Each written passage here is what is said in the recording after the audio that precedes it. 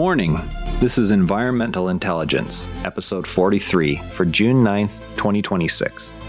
Your daily briefing on environmental, regulatory, science, and compliance developments that matter for Canadian professionals. No Canadian regulatory changes, enforcement actions, or technical reports with direct compliance implications appear in today's feed. Today's sources contain zero qualifying Canadian provincial or federal developments under CEPA, provincial contaminated-sites frameworks, or related enforcement. U.S. and international stories on emissions, air quality, and energy do not cross into Canadian regulatory obligations. Practitioners should use the quiet period to review internal procedures ahead of standard summer fieldwork cycles, with no new compliance obligations or guideline revisions to incorporate this week. The focus shifts to practical field considerations that affect ongoing assessments. The absence of updates from Canada Gazette and provincial environmental ministry postings means monitoring remains the standard next step when daily feeds yield no material. Now, speaking of vapor intrusion work, consider a former dry cleaning site in southern Ontario that you visit in early June. Subslab vapor results from March sampling appear markedly lower than the follow-up round completed last week. No interim remedial work occurred between the two rounds.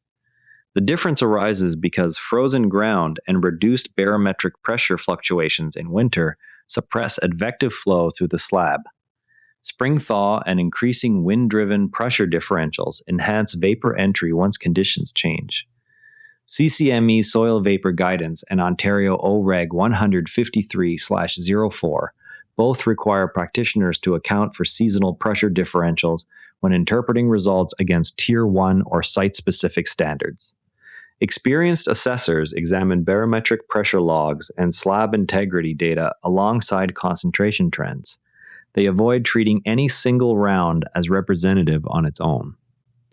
The most common mistake is to average winter and spring data sets without documenting the physical drivers of variability. That approach can lead to underestimation of risk at the building envelope. The recommended fix is to require a minimum 48-hour pressure differential record with each vapor sampling event.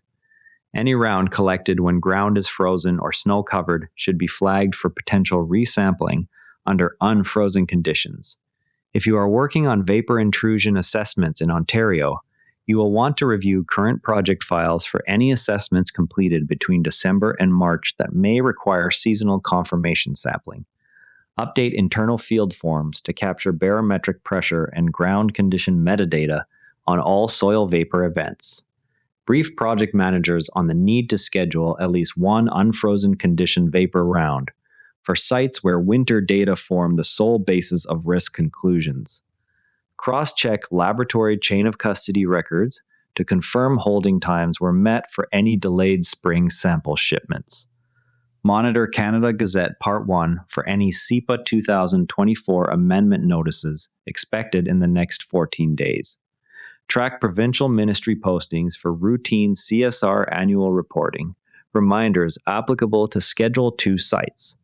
Prepare equipment calibration schedules ahead of peak summer groundwater and soil vapor programs. Tomorrow, watch for any CEPA amendment notices that may appear in the next Canada Gazette release.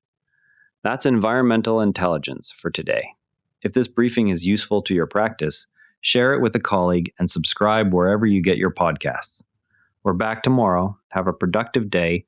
And before you go, this show is part of the NARA Network, a family of daily podcasts covering tech, science, markets, and more.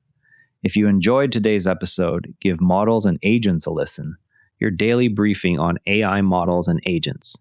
You can explore the whole lineup at naranetwork.com. This episode used AI voice synthesis of my voice. Editorial selection and analysis are my own.